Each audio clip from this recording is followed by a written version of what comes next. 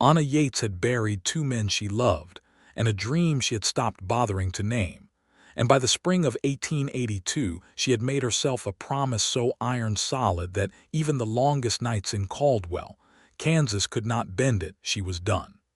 Not done in the quiet, soft-spoken way that some widows wore their grief, like a shawl draped across tired shoulders. Anna was done in the way a woman is done when the world has taken too much and left too little, when every remaining piece of her has been arranged into something functional and deliberate, and completely closed off to the particular brand of destruction that men seem to carry in their coat pockets without even knowing it. She ran the post office and dry goods store on the main street of Caldwell with the efficiency of a railroad timetable, and the men in the territory had learned, after a season or two of trying, that Anna Yates was not a woman you courted. She was a woman you respected from a distance, the way you respected a prairie thunderstorm. You could admire the electricity in it, but you did not go standing in the open field beneath it with your arms spread wide unless you had a death wish. Her first husband, Thomas Yates, had been a good man, soft-voiced and gentle, a surveyor by trade who had loved her in the easy, uncomplicated way that young men love when they still believe life rewards goodness. He had died of a fever in the autumn of 1876, barely 3 years into their marriage, when Anna was 23 years old and already beginning to understand that the frontier was not interested in fare. She had grieved him slowly, like a river carving through stone, and when the grief finally settled into something bearable, she had let herself be persuaded by her nearest neighbor, Eleanor Holt, that a woman of 25 needed companionship and that Daniel Marsh, the new bank manager in town, was a perfectly decent prospect. Daniel Marsh had been perfectly decent for approximately 4 months before Anna discovered that the letters he had been writing to a woman in Wichita were not business correspondence. She had found them in his coat when she was mending the lining, each one more passionate than the last, each one signed with a devotion he had never once shown Anna in the house they shared. She had packed his things herself, folded neatly, set on the porch, and told him with remarkable calm that she hoped he found what he was looking for in Wichita. Then she had walked back inside, closed the door, and sat down at her kitchen table for a very long time without making a sound. That had been 4 years ago. In those 4 years, Anna had built something out of her own 2 hands. The dry goods store had been Thomas's investment, left to her in his will, and she had taken it from a barely breaking-even operation to the most reliable supply source in the county. She added the post office contract 2 years in. She hired a boy named Samuel, 16, and Ernest, to help with deliveries. She made herself indispensable to the community of Caldwell in the particular way that a strong, intelligent woman makes herself indispensable, by being unfailingly competent, fiercely independent, and entirely uninterested in any arrangement that required her to depend on someone else. The men of the territory noticed her, of course. She was 30 years old in the spring of 1882, dark-haired and brown-eyed with a steadiness about her that some men found beautiful and others found slightly terrifying, and all of them, at one point or another, had tried some version of making themselves known to her. Roy Callahan, the cattle broker, had left a bundle of wildflowers on her counter 3 separate times until she had returned them with a polite but perfectly clear note. The sheriff, a man named Pete Hargrove who was widowed himself, had invited her to Sunday supper twice, and both times she had declined with such gracious certainty that he had eventually stopped asking. Even young Doc Emmett, barely 26 and moon-eyed, had worked up the nerve to suggest a walk along the creek bank one Sunday afternoon, and Anna had told him, not unkindly but with absolute finality, that she was not available for walking or anything else. She had written off every man in the territory, and she was at peace with it. Or so she told herself most mornings while the coffee came to a boil, and the early Kansas light came through the store windows in long gold stripes, and she thought about nothing in particular and everything at once. Micah Conroy rode into Caldwell on the second Tuesday of April, 1882, on a big chestnut mare named Rosie who was road-weary and in need of a shoe.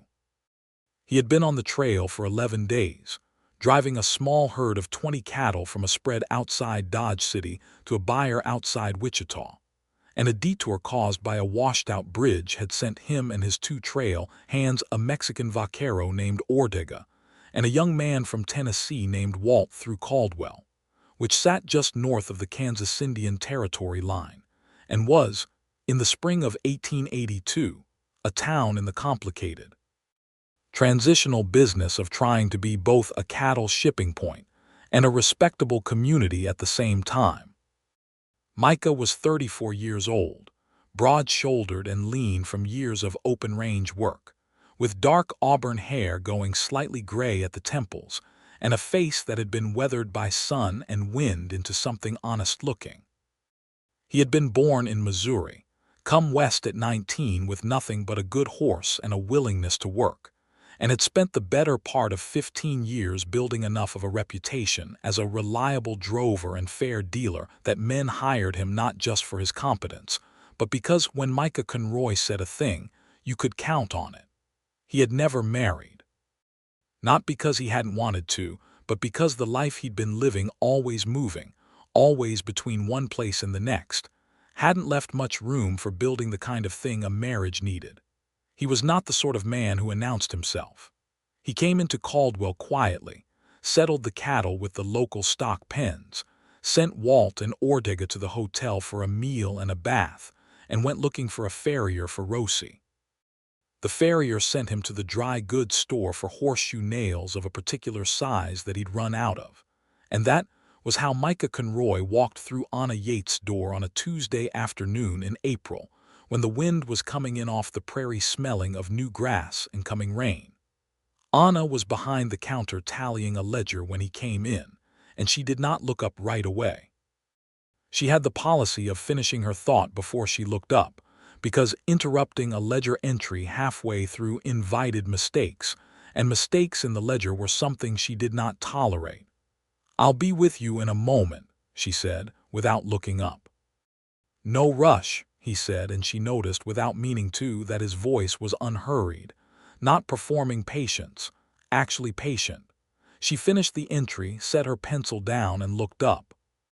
He was standing a respectful distance from the counter, hat in hand, not because he was showing off, she could tell, but simply because he was inside and that was what you did. And he was reading the hand-lettered list of goods on the wall board with the focused attention of someone who actually intended to read it rather than use it as an excuse to look casual. "What can I help you with?" she asked. He turned and looked at her directly, which she appreciated. Some men came in and looked everywhere but at her, as if being looked at too square on was some kind of presumption. He met her eyes simply and said, "Farrier sent me your way. He needs horseshoe nails, the 5/8-inch cut. Said you might carry them." "I do," she said, and went to the back shelf where she kept the hardware goods. She found the nails, measured out the quantity he needed, and wrapped them in brown paper while he browsed the store, still reading labels and display cards with that same quiet attention.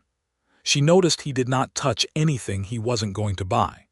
She noticed he kept his boots clean relative to what the road had likely offered him. She noticed these things and then deliberately stopped noticing them, because noticing things about men was an old habit she had no further use for. "Anything else?" she asked, setting the wrapped nails on the counter. He came back to the counter and looked at the goods behind her. "You carry writing paper, second shelf on the left." He went and selected a small packet of paper and a stick of graphite pencil, brought them back. While she added them to the total, he said, "You run this place yourself?" "I do." "Impressive operation," he said, and it was not a compliment designed to get something. She could tell the difference by now. It was simply an observation stated plainly. "Thank you," she said, and told him the total. He paid it exactly, thanked her, and left. That was the entire first conversation between Anna Yates and Micah Conroy, and for 2 days after she thought about it not at all, which was entirely the right response and which she managed successfully until Thursday when he came back. He came in on Thursday morning because he needed rope, a specific weight of rope she had to look for, and while she was in the back, young Samuel dropped an entire box of glass jars that shattered on the floor and proceeded to cut his hand on a shard badly enough that blood was running between his fingers in a way that made the boy go white. Anna came out at the sound of the crash, took one look and said, "Sit down, Samuel, put your hand up," and was already reaching for the clean cloth she kept behind the counter. Micah, without being asked, without making a production of it, crouched down and began carefully gathering the larger pieces of broken glass into his hat, keeping the passable walking space clear so no one else would be cut. He worked methodically, not rushing, not announcing what he was doing, just doing it. Anna had Samuel's hand wrapped and elevated by the time Micah had cleared enough glass for safety. She looked at what he'd done and felt something shift very slightly in her chest, like a drawer that had been stuck for years moving one quiet inch. "You didn't have to do that," she said. "No trouble," he said. He picked up the pieces he'd gathered in his hat and looked around for where to put them. "There's a waste bin by the door," she said. He disposed of them and replaced his hat and came back to the counter. "I was after rope," he reminded her, without any sense of urgency, as if it was completely fine that the rope had been temporarily superseded by a more pressing situation. "Of course," she said. "I'll find the weight you need." She found the rope. She sold it to him. And this time when he thanked her and turned to go, she said, before she had fully decided to, "The boy should see the doctor." Micah paused and looked back. "I know," she said, slightly impatient with herself for saying it aloud. "I'm perfectly capable of treating a cut, but it's deeper than it looks and Doc Emmett should make sure it doesn't need a stitch." "Seems like good judgment," Micah said. "I tend toward good judgment," she said, and didn't know why she'd said that either. Something that wasn't quite a smile moved across his face. "I believe it," he said, and went out. Anna looked at the door for a full 3 seconds after it closed.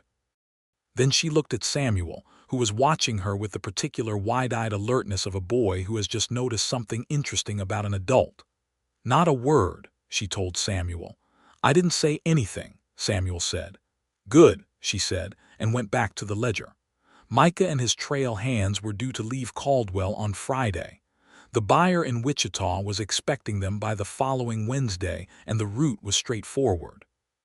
But on Thursday evening, Walt, the boy from Tennessee, came down with something that left him bedridden and sweating at the hotel, and Doc Emmett, who was attending him, said clearly and without ambiguity that the young man was not fit to travel for at least 4 more days.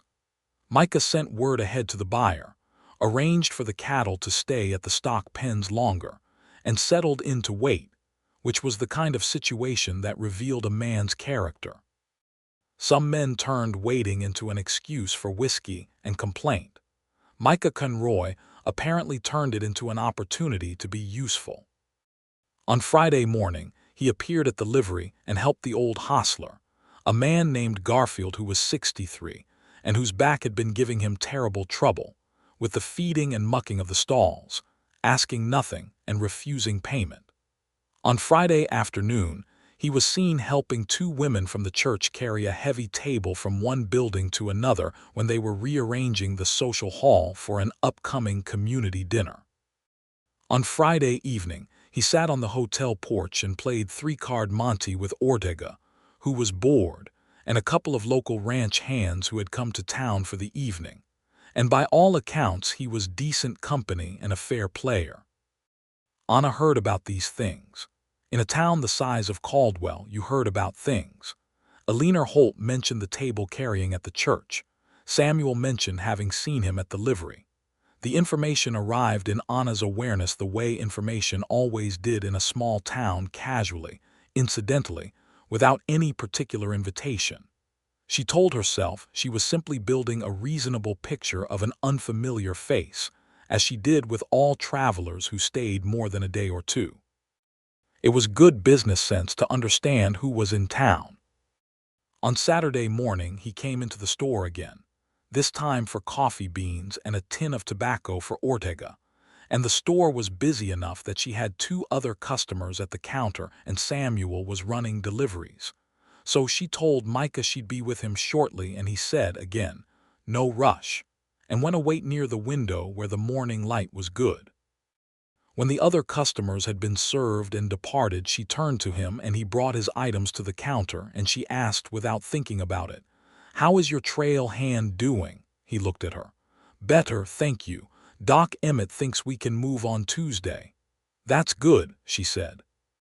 And then, because she had apparently decided this morning to say everything that came into her head without filtering it first, "The doctor is a good man, young but thorough." "He seemed capable," Micah agreed. She was wrapping the coffee beans.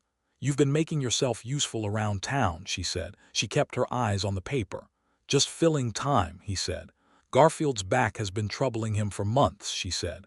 "Most people know about it and feel sympathy. You did something about it." There was a pause. She could feel him choosing his words carefully, which she appreciated because she had very little patience for men who said whatever arrived first in their mouths. "Seemed like the right thing," he said at last. She looked up at him. "Where are you from, Mr. Conroy?" "Originally, Missouri, though I've been working the Kansas and Colorado range for long enough that I'm not sure Missouri claims me anymore." "And you drive cattle?" "When there's cattle to drive. I work ranches in the quieter seasons. I'm not in any one place for very long." He said this without apology and without any attempt to make it sound different than it was. She found that oddly refreshing. Daniel Marsh had spent their entire courtship subtly reshaping himself to be what he thought she wanted, and the realization that it had all been a performance had been worse than the betrayal itself. "That's an honest living," she said, and handed him his goods. He paid. He picked up his package, and then he said, "I'd like to ask you something, Miss Yates." She went very still. "Mrs. Yates," she said automatically, even though she had stopped using the title years ago and wasn't entirely sure why she'd claimed it now. "Mrs. Yates," he corrected himself, without embarrassment. "I'd like to ask if you would join me for coffee at the hotel dining room. Sunday morning if you're free." "Just coffee. I've enjoyed the conversations we've had and I'd like the chance to have one that isn't transactional." She looked at him for a long moment. "I'm not available for walking or socializing," she said. It was the line she had used so many times it had become reflexive. He nodded. He did not push. He did not look hurt in the theatrical way some men did, turning rejection into an accusation. He simply said, "I understand. Thank you for the goods," and turned toward the door. And that was when it happened. That was the thing that no one had ever done before. He stopped at the door, turned back, and said, not with any manipulation in his voice, not with the calculated gentleness of a man who had rehearsed it, he said, "I want you to know I'm not asking because I think you need company or because I've made some judgment about a woman living on her own. I'm asking because you are clearly a remarkable person and I would like the chance to know you better. And if that's not something you want, I respect it completely. But I'd rather say the honest thing than the easy thing." He put his hat on and walked out. Anna stood behind the counter for a very long time.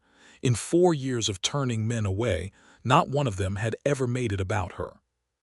They had made it about loneliness, hers or theirs, or loneliness in general.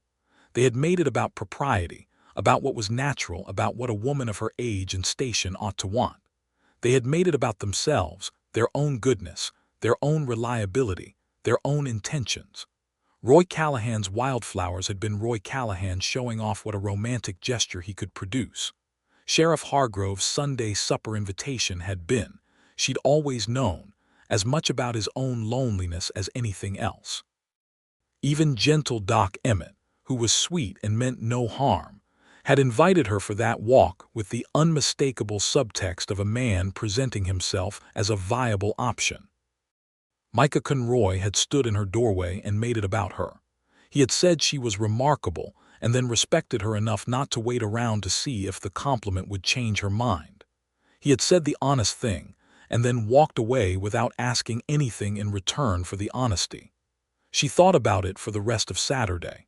She thought about it that night when she sat by the lamp and tried to read and could not get through a single page. She thought about it Sunday morning, when she woke before dawn and lay in the gray darkness of her bedroom, listening to the spring wind against the window panes. At 8 o'clock on Sunday morning, Anna Yates put on her good blue dress, pinned her hair properly, and walked to the hotel dining room. Micah Conroy was at a corner table with a cup of coffee and the writing paper he had bought from her, on which he appeared to be making a list of some kind. He looked up when she came in, and for just a moment something moved across his face, genuine, unguarded surprise and something warmer than surprise. And then he stood, because that was what a man did, and said nothing at all for a second, just looked at her. "I thought about what you said," she told him, taking the seat across from him without waiting to be invited, because she was not a woman who waited, "and I decided I was being unfair." "You weren't," he said, sitting back down. "You had every right." "I had the right," she agreed. "I'm not sure it was the right use of it." She folded her hands on the table. "I should tell you that I am not looking for anything. I want to be very honest with you about that, since you were honest with me." "I'm not asking for anything beyond what I said," he replied. "Coffee, a real conversation." She studied him. "You're leaving Tuesday." "I am." "Then this is coffee and conversation," she said. "That's all I offered," he said. She held his gaze for a moment and then nodded once, as if they'd signed a document, and looked up to signal the waitress.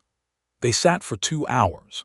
She learned that he had a younger sister back in Missouri who had married a school teacher and had 3 children and wrote Micah letters he answered faithfully, and always felt slightly guilty about because his life didn't produce the kind of news a letter wanted. She learned that he had tried once to settle on a piece of land near Dodge City, had broken the ground and built a one-room house, and then lost the money for the deed in a bad cattle season in 1879, and had gone back to driving because that was what he knew. She learned that he read when he could get books, that he had opinions about the handling of the cattle trade that were both informed and, she thought, correct, and that he had a particular and specific tenderness about horses that expressed itself in small, precise ways. The way he mentioned Rosie the mare, the particular knowledge he had about her preferences and habits that told Anna something real about his character. He learned about her store. She did not volunteer the husbands or Daniel Marsh, and he did not ask questions that pressed into territory she hadn't opened. He asked about the business, about how she'd built it, about the post office contract, and he listened to her answers with the full, undistracted attention of someone who actually found the subject interesting, not because he was performing interest. Because the competence with which she had built her life was genuinely interesting, and he was smart enough to see it. When the 2 hours were up and the coffee had long since gone cold and been replaced twice, Anna stood, and he stood with her, and she said, "That was a good conversation." "It was," he agreed. "Safe travels on Tuesday, Mr. Conroy. Thank you, Mrs. Yates." She walked home, and the morning had turned into something golden and warm, and the cottonwood trees along the creek were budding out in pale green, and she walked the long way around because she wanted the air and the light, and because something in her chest that had been locked up for a very long time was making itself known in a way that was both inconvenient, and, if she was honest, the first properly alive feeling she had had in longer than she could easily remember. He left Tuesday morning as planned. Walt was recovered enough to travel, Ortega had charmed half the town, and the herd was moved out of the stock pens at first light. Anna was at the store by 7 as always, and she did not go to the window when she heard the cattle moving down the main street, and she did not think about it. She thought about it for the next 3 weeks. She ran the store. She managed the post office. She paid her bills and filed her reports and ordered her next supply shipment. She helped Alina Holt organize the church social, and she attended the community town council meeting where they debated the ordinance on carrying firearms in the town limits, which was a real and pressing matter in Caldwell, which sat on the Kishom Trail and saw more drovers and cowboys in a season than most towns saw in a decade. She did all of these things efficiently and well. And at night, when the store was closed and the accounts were balanced and the day had given her nothing left to do, she sat by the lamp and thought about a man who had said the honest thing instead of the easy thing, and then walked away without asking anything in return. She told herself it was nothing. She told herself it was simply the novelty of a different kind of conversation. She told herself she had been alone for long enough that any decently interesting person would have made an impression, and that this did not mean anything particular about Micah Conroy. She was in the middle of telling herself this on a Wednesday in late April when Samuel came in from the back with the afternoon mail sorted, which was part of his duties, and set a small envelope on the counter beside her ledger. It was addressed to her in a hand she didn't know, neat and deliberate, postmarked from Wichita. She looked at it for a moment before opening it. Inside was a single sheet of the writing paper she had sold him. The letter was not long. It read, "Mrs. Yates, I'm not typically a man who writes letters that are not about cattle, but I find I've been thinking about our conversation on Sunday, and I wanted to say that it was one of the better mornings I've had in recent memory. I hope the store is doing well and that Samuel's hand has healed properly. I hope you don't mind me writing. Micah Conroy." She read it twice. She set it down. She picked it up and read it a third time. Then she got out a fresh sheet of her own stationery, dipped her pen, and wrote back, "Mr. Conroy, Samuel's hand is entirely healed. Thank you for asking. The store is well. I don't mind you writing. Anna Yates." She mailed it that afternoon and then stood behind the post office counter and looked out the window for a minute and thought, "What are you doing, Anna?" But she already knew what she was doing. And the strange thing, the unsettling, inconvenient, unexpectedly warm thing was that it didn't frighten her the way she had always assumed it would. The letters went back and forth through May. His came from Wichita first, then from a ranch outside Newton where he had picked up work for 3 weeks, then from Abilene where he was waiting on a new contract. Hers went from Caldwell, anchored and steady as she was anchored and steady. They were careful letters, at first newsy, observational, a little formal. He described the country he was moving through with a specificity that made it vivid. She wrote about the people who came through her store and the things they told her about the wider world, because a dry goods store and post office was, she had always known, one of the best listening posts in any town. By the end of May, the letters were longer. By mid-June, they were arriving twice a week, and she had started looking for his handwriting in the mail before she told herself she was doing it. He was funny, she discovered. Quietly, dryly funny in a way that appeared in his writing more readily than it had in the brief conversations they'd had in person, as if the distance gave him room to be less careful. He told her about Walt, the boy from Tennessee, who had developed a fascination with opera after hearing a traveling company perform in Abilene, and who now hummed arias while doing camp chores, which Micah described as both impressive and deeply strange. He told her about a negotiation over cattle prices that had gone sideways in a particular way that she found herself genuinely laughing at. He asked her, not idly but with real curiosity, what she thought about the railroad company's new land policies, and whether she thought the homesteaders coming through Caldwell were going to be able to hold their claims. She answered every question. She asked questions of her own. And somewhere in the middle of all of it, without either of them apparently meaning to negotiate it, the letters became something that was not just correspondence between acquaintances. They became the primary conversation of her daily life, and she was fairly sure the same was true for him, based on the way he wrote. In late June, he wrote, "I'm going to be coming back through Caldwell in mid-July. I have another herd to move south and the route puts me through your town. I'd like to have coffee again if you're still willing."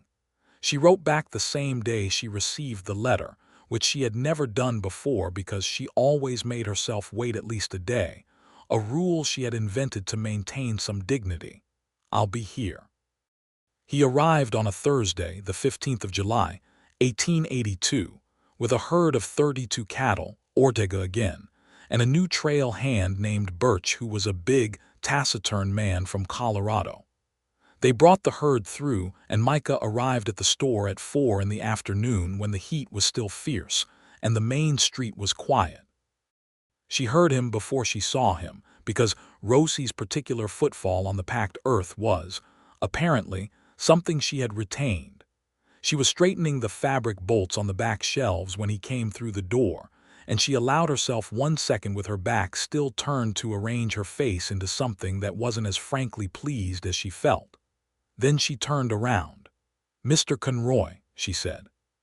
He was looking at her with an expression that was careful and warm and entirely transparent in the way that only genuine things are transparent. "Mrs. Yates," he said, "you look well." "You look sunburned," she said, which was true. 32 cattle and 6 days of July sun, he said. "The hat does what it can." She came out from behind the counter. "The hotel has a good meal tonight. Mrs. Reardon is cooking, and she makes a roast that's better than anything in the county." He looked at her with a small smile. "Is that an invitation?" "I'm informing you of dining options," she said, and went back to the counter. He grinned a full, genuine grin that she felt somewhere below her sternum and said, "I would be very glad to have dinner with you, Mrs. Yates, if that's what you're saying." 6 o'clock, she said, and picked up her pencil. "Don't be late. Mrs. Reardon doesn't hold the roast." He was not late. They had dinner at 6 and sat at the table until Mrs. Reardon began pointedly clearing everything around them at 8:30. And even then, they moved to the hotel porch and sat in the warm July dark and kept talking. And it was the sort of conversation that has its own momentum, that pulls the next word out of each person like a tide pulling at the shore, inevitable and unstoppable. At some point in the evening she told him about Thomas, and then about Daniel Marsh, and she told it plainly, without self-pity, but also without the careful distance she usually maintained from those stories. He listened without interrupting, without offering reassurances she hadn't asked for, and when she had said what she wanted to say, he was quiet for a moment and then said, "I'm sorry both of those things happened to you." "I've made my peace with them," she said. "That's not the same as the apology being unnecessary," he said. She looked at him. The porch lamp was casting warm light across his face, and the summer dark was full of crickets, and somewhere down the street someone was playing a fiddle, and she thought, "This man is going to be very difficult to write off." "No," she said quietly, "I suppose it's not." He left the following morning, as he always left, with a herd to move and a contract to keep. But before he rode out he came to the store, where Samuel was opening up and Anna was behind the counter with the morning's mail, and he said through the open doorway, too quiet for Samuel to hear from the back, "I'm going to come back through here as often as the route allows, Anna." It was the first time he had used her given name. She noted it. "You're welcome here," she said, and she meant it to sound practical and simple, and it probably did, but they both understood what she was saying underneath it. He touched his hat and went. August and September were letters again, and 2 brief stopovers when his routes allowed, and each time the distance between them felt shorter and the time apart felt longer, and she was done pretending that this was just a pleasant correspondence. She knew what this was. She had been avoiding knowing it for months, and she was done with that too. In October, he sent a letter that was different from the others. She knew it was different before she had read 3 sentences, because the careful, measured quality of his usual writing was slightly undone. Not by emotion he couldn't control, but by something he was clearly working to say correctly and finding difficult. He wrote, "I want to be honest with you because I think you deserve nothing less than honesty, and because you have been nothing less than honest with me. I am not a man with a great deal to offer in the conventional sense. I don't have land I own outright or a business or roots in any one place. What I have is the ability to work hard, and the certainty that what I feel when I think about you is not something I've felt before. I am 34 years old and I have spent 15 years moving, and I find that what I want, when I let myself want something, is a reason to stop moving. I'm not asking you anything yet because I think some things need to be said in person and not in a letter. But I wanted you to know what I'm thinking. I wanted to say the honest thing. She sat down when she finished reading it. She sat down right there behind the post office counter and held the letter in both hands and felt her eyes sting, which she had not felt in a very long time, and she told herself it was the dust and she was not convincing. She wrote back that afternoon, "Come back to Caldwell when you can. We'll talk in person, as you say. There are things I want to say too. Anna." He came back in November. He came with no cattle and no contract. He came on his own, just him and Rosie and a saddle roll. And he arrived on a gray November afternoon when the cottonwoods had gone gold and the air smelled like cold earth and coming winter. She was closing the store when he appeared in the doorway, and the look on his face when he saw her, the uncomplicated, unguarded relief of it, as if he had been holding something tightly the entire ride and could finally put it down, was the most honest thing she had ever seen on any man's face. "You came a long way with no cargo," she said. "I did," he said. She finished locking the till and hung her apron on the peg behind the counter and said, "Let's walk." They walked along the creek in the November cold, and the cottonwoods were dropping the last of their leaves in slow gold spirals, and the creek was low and clear with a skin of ice at the edges. "I meant what I said in the letter," he said. "I know you did," she said. "That's why I told you to come." He stopped walking and she stopped too, and they stood on the creek bank with the cold around them and the sound of the water over stones. "I've been thinking about what I have to offer you," he said, "and I keep coming up short, and I think the honest thing is to say that." "Stop doing that," she said. He looked at her. "Stop calculating what you have to offer," she said. "I run a dry goods store and a post office. I have a house that is paid for. I don't need to be offered those things. She stopped. She took a breath of cold air. "What I have been missing," she said carefully, "is someone who sees me accurately, who doesn't decide what I need or what I am or what I should want. Someone who asks the honest question and accepts the honest answer." And she stopped again. "And," he said quietly, "and who I think about every single day," she said.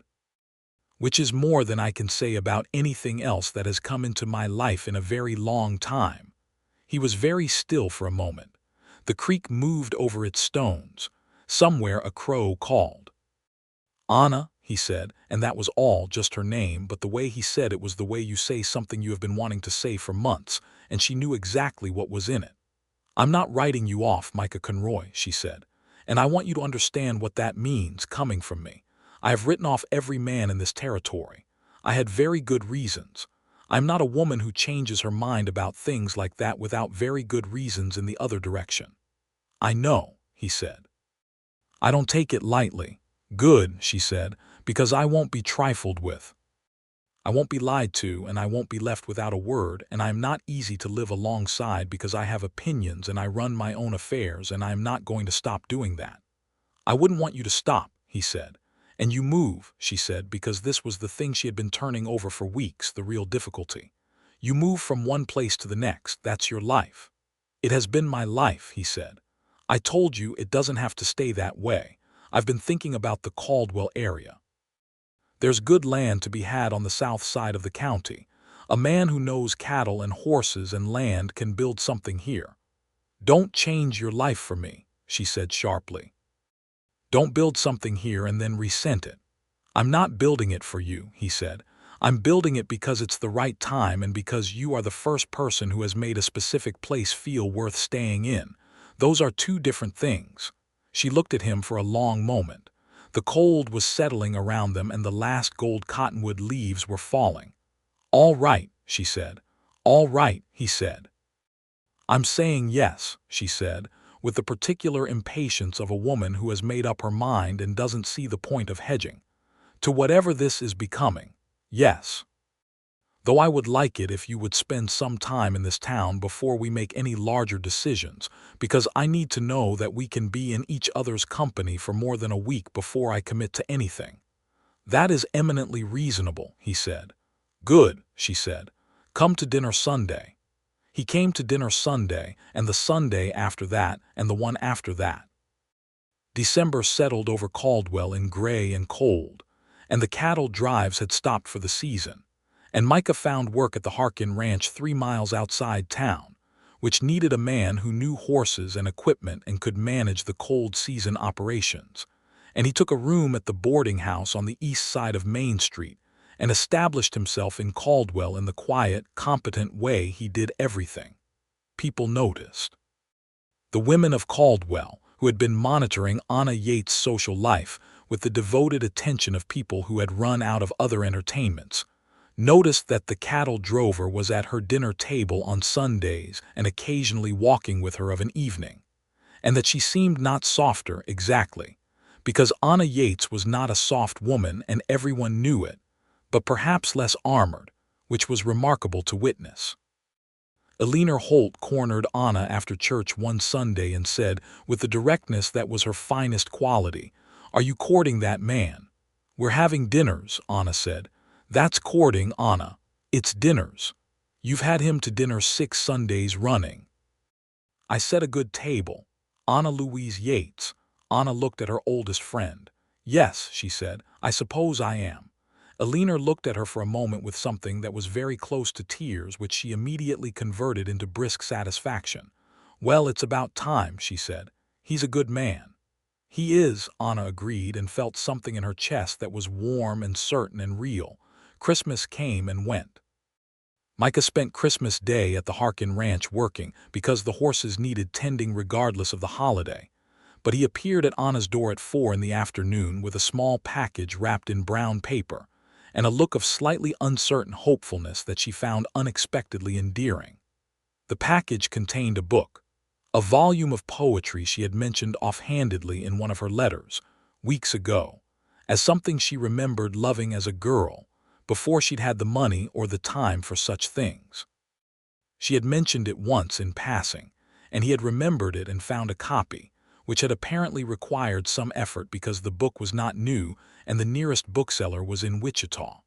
She looked at the book and then looked at him and thought, with sudden painful clarity, about all the years she had spent building walls, and about how the right person does not try to take down walls by force. The right person simply makes you forget, little by little, why you built them in the first place.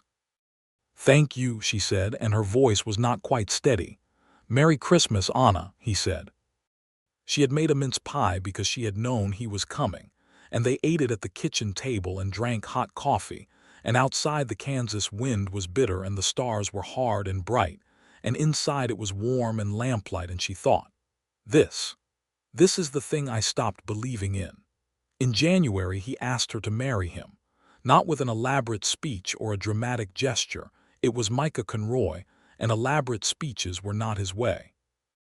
They were sitting at her kitchen table after Sunday dinner with the dishes still on the table and the lamp burning low, and he said, "I want to ask you something, and I want you to know that whatever you say, I'll respect it." She set down her coffee cup and looked at him. "I'd like to marry you," he said. "I've found the land I mentioned, 240 acres on the south side of the county. There's a creek and timber and good grass, and I can build a house on it, a proper house, not a one-room affair. I want to stop moving. I want to stop moving, and I want to do it here with you, if you'll have me." She was quiet for a moment. "You've already arranged for the land," she said. "I've spoken to the land office," he said. "I haven't signed anything. I didn't want to sign anything until I'd spoken to you." She thought about Thomas, who had been good. She thought about Daniel Marsh, who had been a lie. She thought about 4 years of building walls that were so effective she had nearly walled herself into an entirely silent life. She thought about a man standing in a doorway saying, "I'd rather say the honest thing than the easy thing." "Yes," she said, "I'll marry you." His face went through something she didn't entirely have words for, not surprise, but relief of such depth it bordered on reverence, as if he had been holding his breath since October and had finally been permitted to let it go. "Anna," he said. "Don't make a speech," she said, because she was going to cry and she would prefer not to.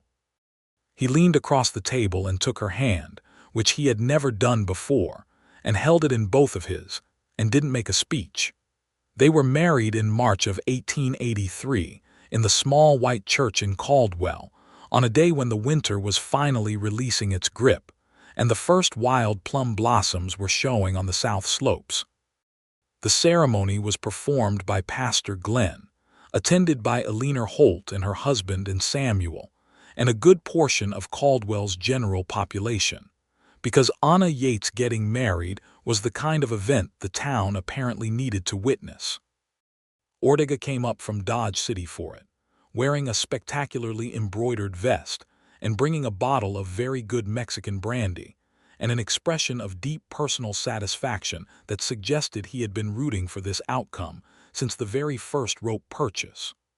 Walt the boy from Tennessee sent a letter, and was apparently now seriously considering becoming an opera singer, which both Micah and Anna found equally baffling and admirable. Anna wore the blue dress because she had always looked her best in it, and she was not a woman who put on white just because it was expected. She had done the conventional thing twice before, and conventional had not served her especially well. She did what she liked, and she liked the blue dress, and when Micah saw her come down the aisle of the small church, he looked at her as if she were the most astonishing landscape he had ever ridden through, and that was quite good enough.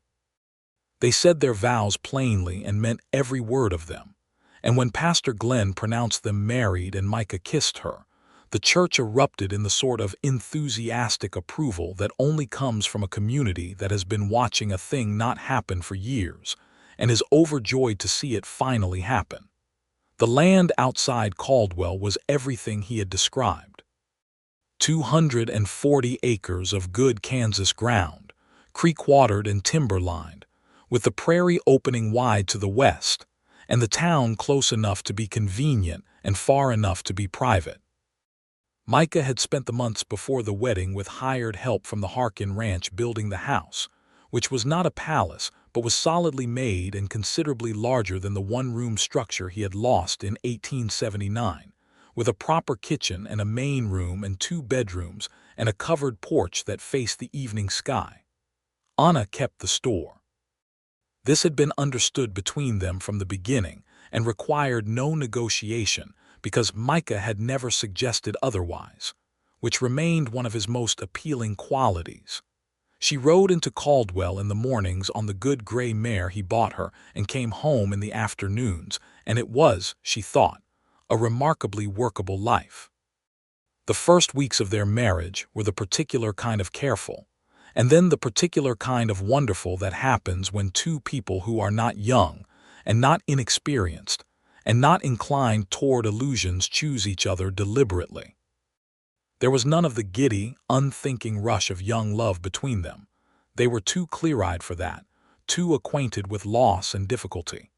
What there was instead was something warmer and steadier, the kind of love that comes from genuine recognition, from seeing a person clearly and choosing them precisely because of what you see. He was thoughtful in domestic life in ways she had not anticipated. He did the outdoor work, the horses, the kitchen garden he planted in May, the woodpile, the maintenance of the house and outbuildings without expectation of notice or thanks, because that was the deal and he understood the deal.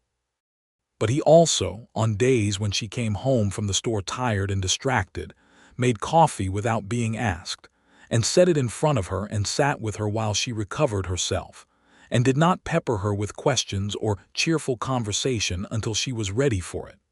She, in turn, surprised herself by being better at this than she had expected. After years of having only her own life to manage, she had anticipated that the habit of solitude would chafe against the daily presence of another person. It didn't. Or rather, it didn't with Micah specifically, which told her something important about the distinction between solitude and loneliness, and about what it means when the right person comes along. In June, she found out she was pregnant. She sat with this knowledge for 2 days before she told him, not because she was uncertain about whether she wanted to tell him, but because she wanted to know exactly what she felt about it first, without anyone else's reactions shaping her own. What she felt was terrified and deeply glad in roughly equal measure.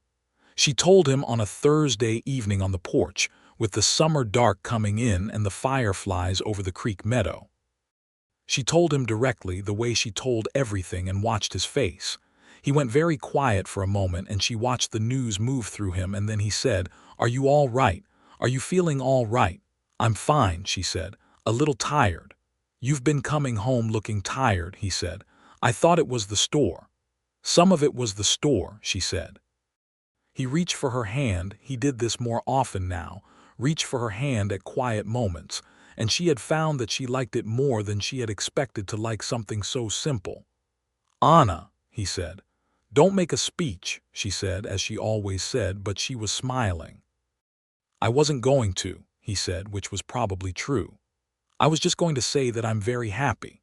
"So am I," she said, and found to her own slight surprise that it was completely true. She was 31 and he was 35, and they were perhaps not ideally young for a first child, but Doc Emmett, who was delighted in his professional capacity, and only slightly flustered in his personal one, pronounced her healthy and the pregnancy uncomplicated, and she had no reason to expect otherwise. The summer was full and good. Micah ran the ranch operations with the methodical thoroughness she had come to expect from him, and expanded the horse operation, which turned out to be where his real talent lay. He had a gift for horses that went beyond simple knowledge into something more like intuition, and the ranchers in the area started coming to him when they had difficult animals or needed specific stock evaluated, and a modest side income developed from this that was both surprising and entirely fitting. Anna managed the store through the summer and into the fall, though she began cutting the hours shorter in September when the baby's presence was becoming insistent. She trained Samuel more thoroughly in the running of things, because Samuel at 18 was reliable and smart, and had been wanting more responsibility for years. On the 12th of November, 1883, their son arrived.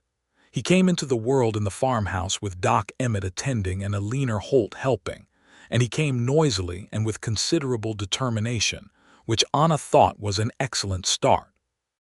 He was strong and loud and healthy, and when Micah held him for the first time standing by the bedroom window in the November light, this broad-shouldered, capable man holding this tiny new person with the concentrated care of someone who understood exactly how precious something irreplaceable was, Anna watched him and felt the last piece of something she had not known was still broken quietly settle into place. They named him James, for no particular reason except that they both liked it and it was solid and uncomplicated, which felt right. The territory around Caldwell was changing. It had been changing for years, and the pace was accelerating. The cattle drives through town were declining as the railroads pushed further west, and the range itself changed. More homesteaders, more fencing, the open land being divided and claimed and worked in ways that altered the rhythms of everything. Men like Micah, who had built their lives around the open-range cattle trade, were navigating a shift, and he navigated it with the same practical adaptability he brought to everything else. The horse operation grew. He partnered with a rancher named Clemens to breed quarter horses that could be sold to the army posts, and the increasing number of homestead farms needing working stock. The venture was not without its complications. Clemens was a difficult man to deal with, and there was a period in the spring of 1884 when their working relationship got tense over a disagreement about which stallion to use for breeding. But Micah managed it with patience and eventual diplomacy, and the partnership produced better horses than either of them could have managed alone, which was the point. Anna expanded the store. She added a small lending library in the corner, 6 shelves, 40 books, which she sourced from a contact in Wichita, which became unexpectedly popular, particularly with the homestead women who came into town infrequently and were hungry for something beyond the grinding work of frontier life. The lending library was, strictly speaking, not profitable, but it made the store a destination in a way that was good for the profitable parts of it, and it made Anna feel good in a way that was not about profit at all, and both of these things justified its existence. James grew with the gratifying speed of healthy babies, from loud and small to loud and larger, a solidly built, dark-haired boy with his mother's brown eyes, and his father's tendency toward careful observation of the world around him. He adored Rosie the horse with a passion that Micah found deeply satisfying and Anna found slightly alarming, given that Rosie was large and James was small, and the two of them interacted with a casual familiarity that suggested James had no particular concept of the size differential. "He's fine," Micah always said. "He's 2 years old," Anna always replied. "Rosie is gentle," Micah said. "She wouldn't hurt him." "I know she wouldn't hurt him on purpose," Anna said. "She just doesn't fully know where her feet are in relation to where he is." "She knows exactly," Micah said with complete confidence. "You're both ridiculous," Anna said, and went to take James off the fence post he had climbed to be nearer to Rosie's head, and Rosie turned and looked at her with what Anna was fairly sure was mild reproach.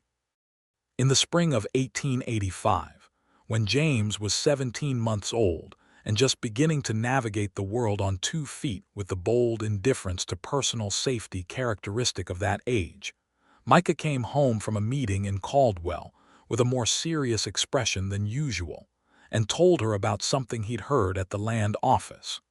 There was a contested claim situation developing on the south side of the county.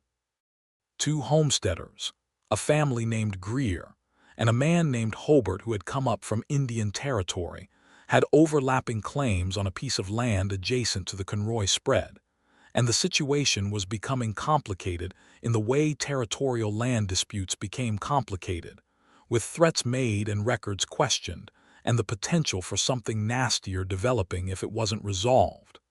"It doesn't directly involve our land," Micah said. "But if Hobart pushes it as far as it could go, it might affect the water rights on the east edge of the creek." "What are you going to do?" Anna asked.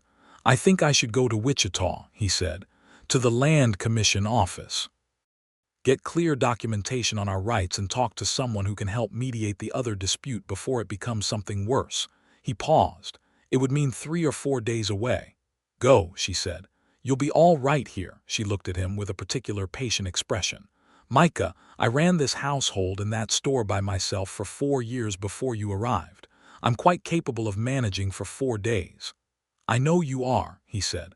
"I just don't like leaving." "I don't like it either," she said honestly, "but you should go."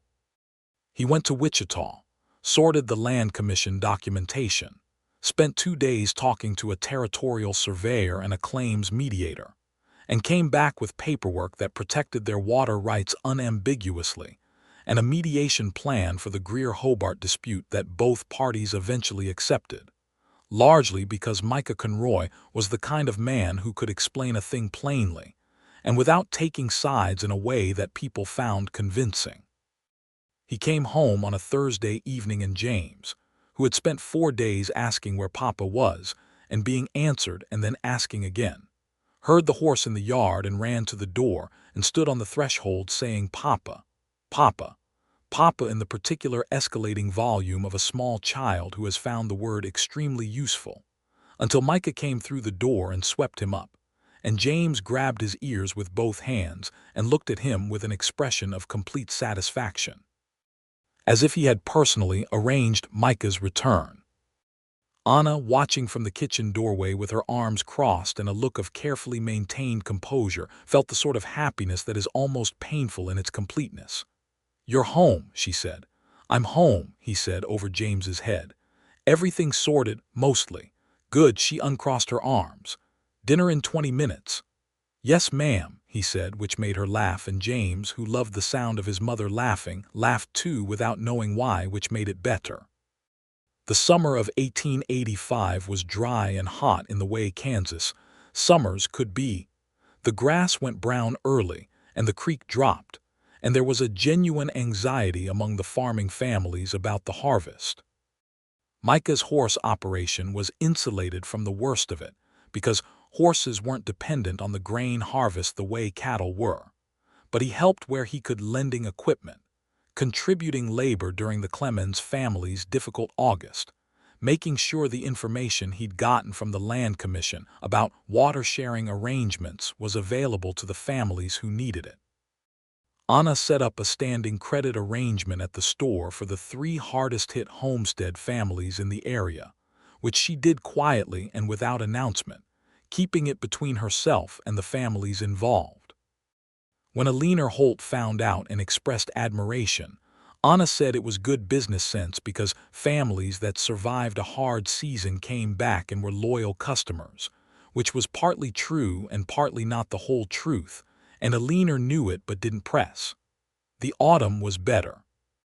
The second cutting of hay was reasonable, the horse sales were strong, and the Clemens partnership produced a run of 12 quarter horses that sold to an army contract at very good prices, which meant the winter ahead was financially comfortable for the Conroy household. In October, Anna realized she was pregnant again.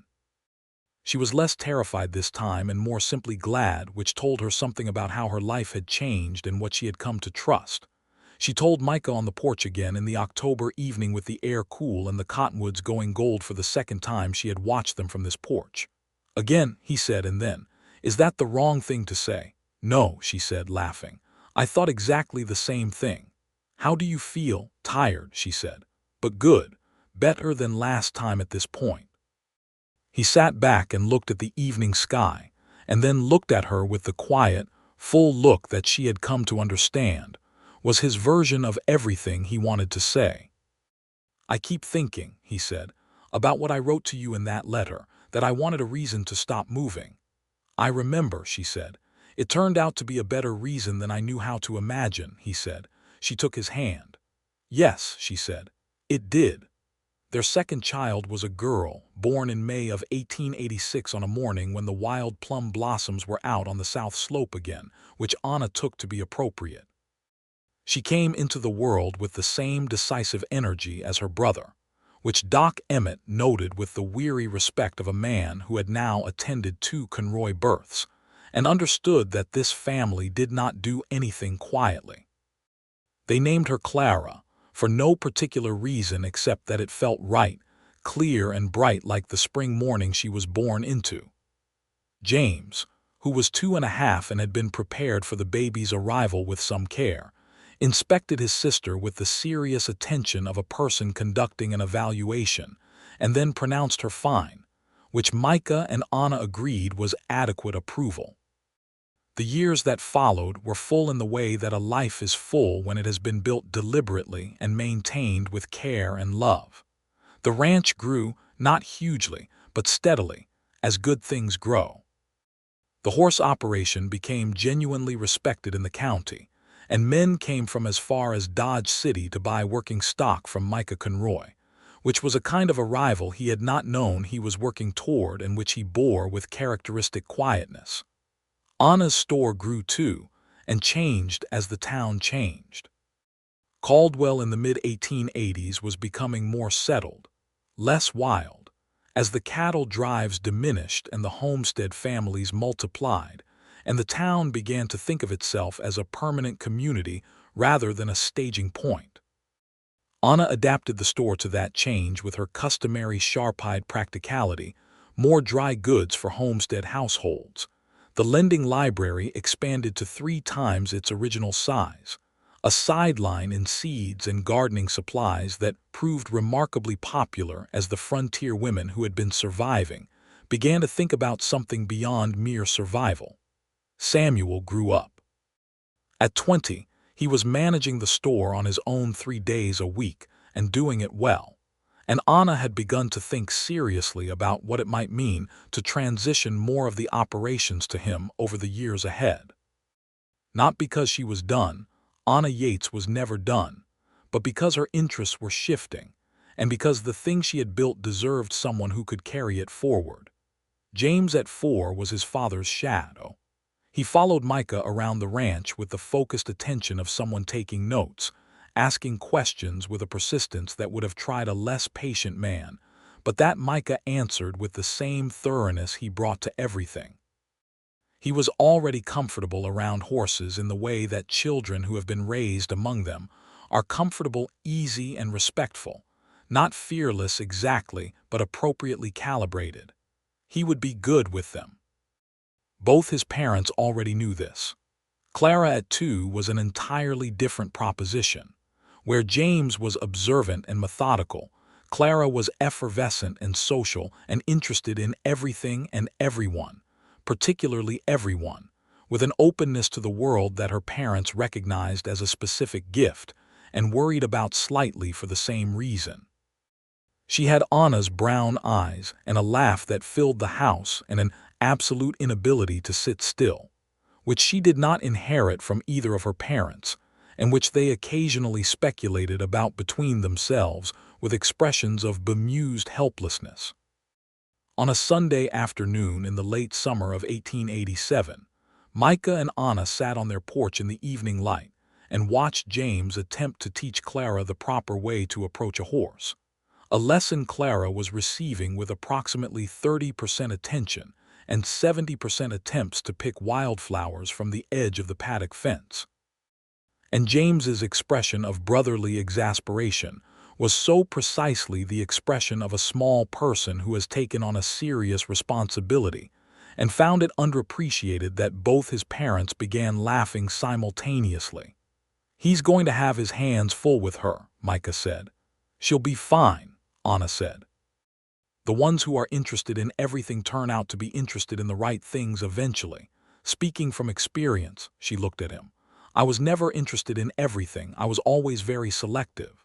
"You were interested in me," he said with the small smile that still, after 5 years, did something pleasant to her chest. "Against my better judgment," she said. "Your judgment has always been excellent," he said. "Exactly," she said. "So figure that out." He laughed, the full, real laugh that she loved, that he gave freely now in ways he had not when they first met, and reached for her hand on the arm of the rocking chair. And she let him take it, as she always did, and they sat in the last of the summer light while their children conducted their negotiation at the paddock fence, and the Kansas sky went pink and gold to the west. It was in the autumn of 1887 that something happened that changed the texture of the years ahead in a way that neither of them had anticipated.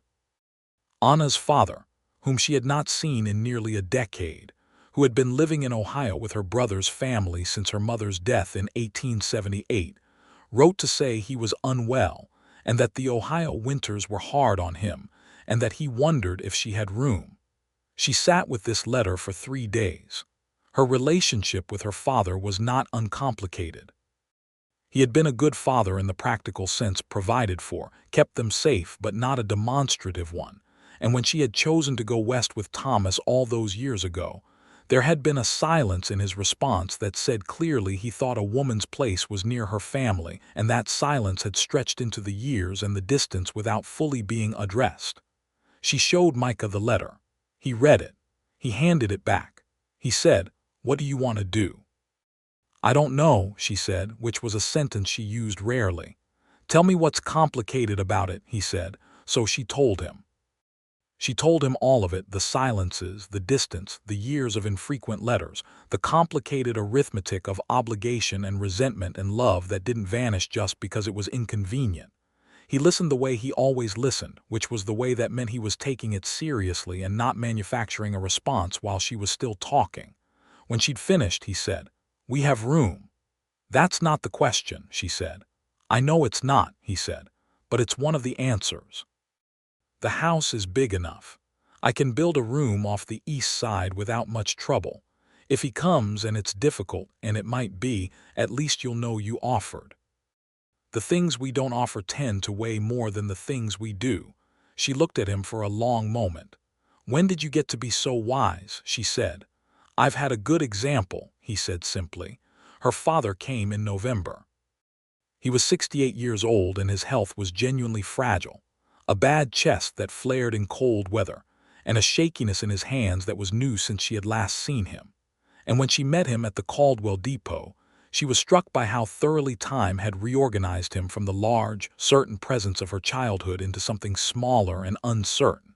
And this struck her with the particular grief of realizing that time does not spare the people who seemed, when you were young, immutable. "Anna," he said, when she met him on the platform. "Papa," she said, and hugged him, and felt him hug her back with more feeling than he had ever shown when she was young, and understood that age and illness and loss had done to his reserve what nothing else had been able to do. It was not entirely easy, as Micah had predicted it might not be. Her father was a man of fixed habits and considerable opinions, and sharing a household with a woman who had made her own life in her own way and had no intention of deferring to anyone required some adjustment on his part. There were moments of friction, nothing serious, but real. He had opinions about how the ranch should be run that were based on farming practices 30 years out of date, and Micah listened to them with more patience than most men would have, and then did things the way he knew they needed to be done, without making a battle of it. He had opinions about how children should be raised that occasionally conflicted with Anna's, and she told him, kindly but clearly, that she appreciated his perspective and she would consider it, and she was their mother. But he loved James and Clara in the direct, uncomplicated way that grandparents are sometimes able to love when the defenses of parenting have come down, and James in particular attached himself to his grandfather with the same thoroughgoing intensity he brought to any subject worth knowing, and the old man was visibly better for it. He stayed. His health stabilized in the drier Kansas climate, which was better for his chest than Ohio had been. He became part of the household, which adjusted around him the way a living thing adjusts, not without effort but genuinely. By the following spring there was an ease to it that hadn't been there in November, and Anna found herself having conversations with her father that she had never had when she was young, conversations that were honest and sometimes difficult and always real in a way that the formal, bounded exchanges of her childhood had not been. One evening she told him about Thomas, about Daniel Marsh, about the years in between, and about Micah. She told him more than she had told anyone except Aline or Holt, because it seemed like something that should be said, a clearing of the air between them that was long overdue. Her father was quiet when she finished. Then he said, "I should have come sooner. I should have come when Thomas died." "You wrote," she said. "Writing isn't the same as coming," he said. "I knew that. I stayed away because—" He stopped. "Because I thought you'd made your choice when you went west, and I didn't know how to come after that without it feeling like I was saying you were wrong to go." "I wasn't wrong to go," she said. "I know that now," he said. "I knew it then too, if I'm being honest. I was afraid of losing you, and I expressed it badly, and then it was easier to stay distant than to acknowledge how badly I'd expressed it." "Yes," she said, "I know that feeling." He looked at her for a moment. "Micah is a good man." "He is," she said. "He's patient," her father said, with the dry appreciation of one person who struggles with patience for another. "That's rarer than it looks." "I know," she said. "I looked for it a long time." The spring of 1888 brought new things, as springs do. Clemens retired and sold his share of the horse breeding operation to Micah at a fair price, which meant Micah owned the enterprise outright, and had to hire 2 more men to manage the expanded operation, a young man from Texas named Pete Ruiz, who was excellent with the horses, and an older hand named Doyle, who had been working the Kansas range for 20 years and knew everyone and everything about it.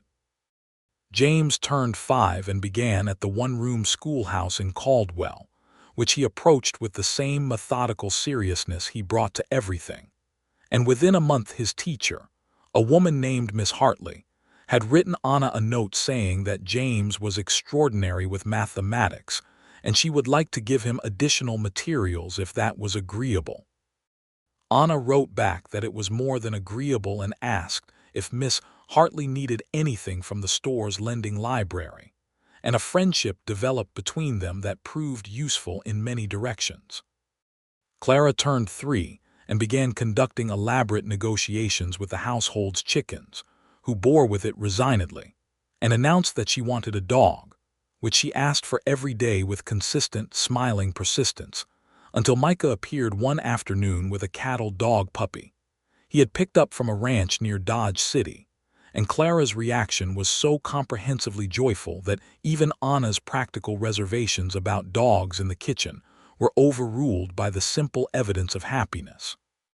The dog was named General, which was Clara's suggestion, and which no one could argue with, and General became part of the household with a speed and completeness that suggested he understood his position and intended to hold it.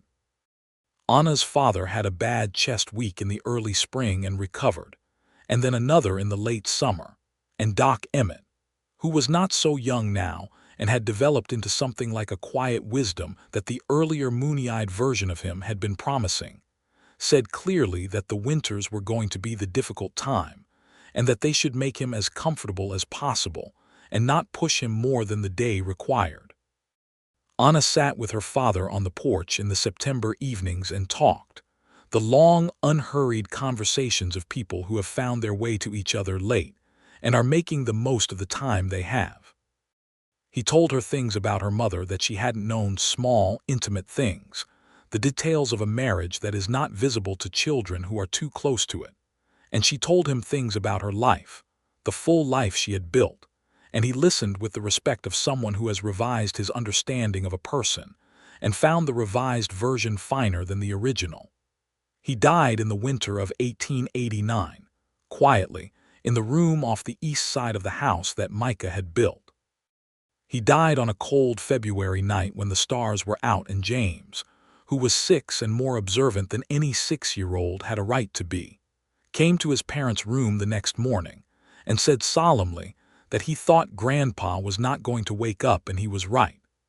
They buried him in the Caldwell churchyard beside a handful of other people who had come to this place from somewhere else and found it good enough to stay in. Anna stood at his grave on a cold February day and felt grief that was real and complicated and not without some peace in it, because she had had the time with him and the conversations, and she had said the important things and heard the important things, and there was nothing left undone between them. Micah stood beside her with his hand at the small of her back, and James was on her other side with a gravity that exceeded his years, and Clara was with Eleanor Holt behind them, because 3-year-olds at gravesides were better managed with help, and the prairie wind was cold and clean, and the sky was the enormous, indifferent blue that Kansas did better than anywhere else on earth. Anna thought, I have lost people.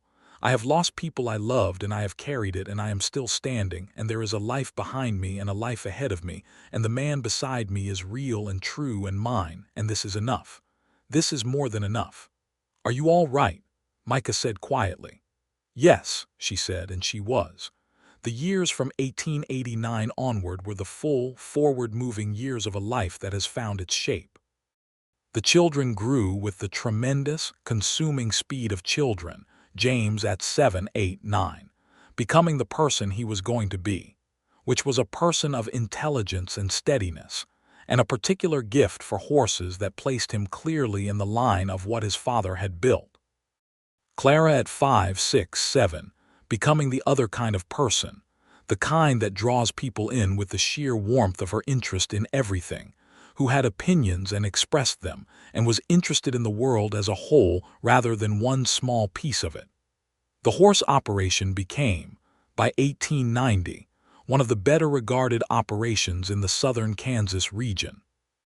Micah had a reputation for honest dealing and quality stock that attracted buyers from a wide area, and Pete Ruiz proved not only excellent with horses but a natural at the business side of things, which allowed Micah to think about what the next generation of the operation might look like.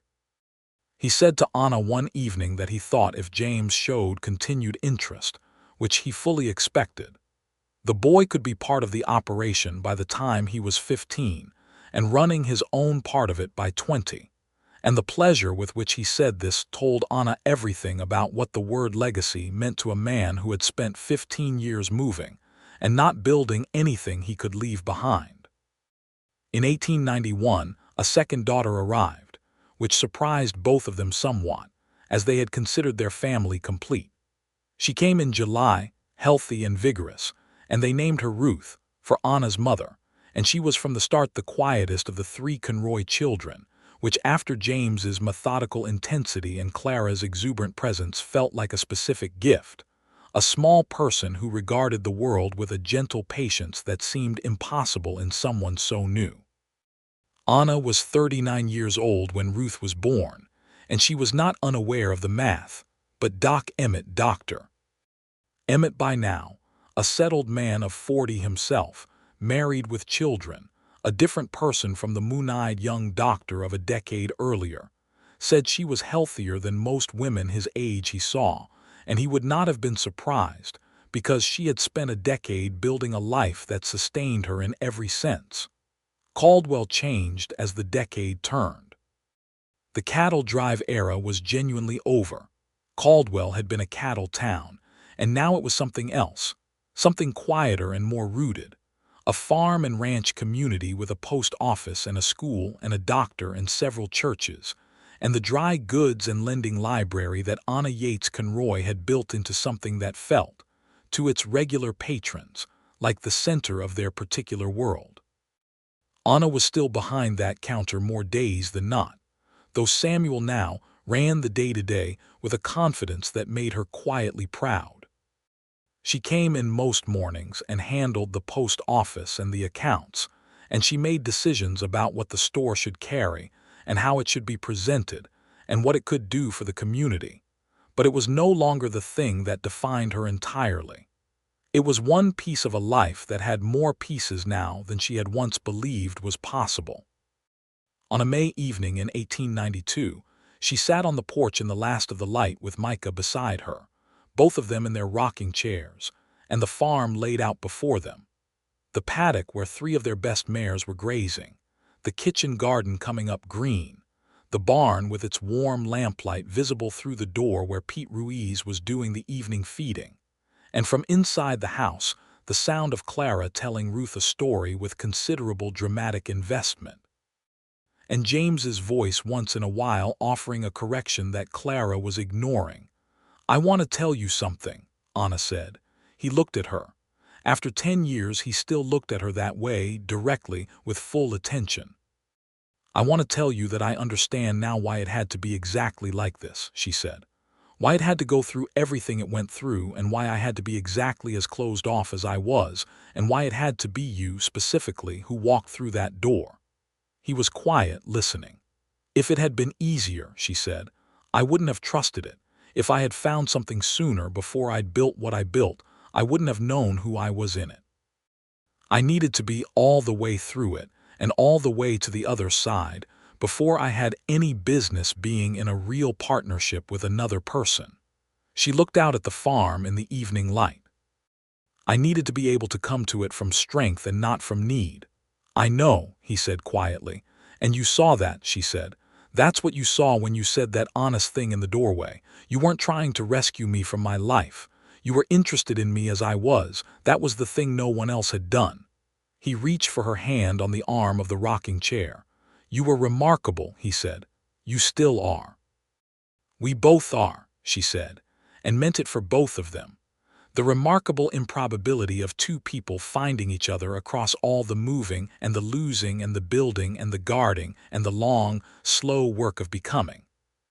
"James asked me today," Micah said, "if he could have his own horse. Not to borrow, not to share, his own."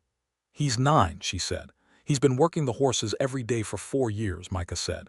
"You're going to say yes," she said. "I already did," he said. She shook her head, but she was smiling.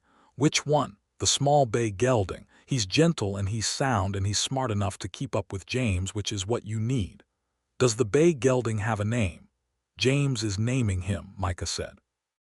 "And what name has James chosen?" "Lincoln," Micah said. She laughed. "Of course he has." From inside the house, Clara's dramatic storytelling reached a climax that involved what sounded like a dragon and considerable sound effects, and Ruth's laughter quiet and genuine. Clara's best audience followed it, and James's voice said, from somewhere nearer the kitchen, that there were no dragons in Kansas, and Clara said that was exactly why she had to imagine them. The light was going gold and long across the Kansas plain, the same endless sky that had looked down on this territory since long before anyone living on it now had arrived.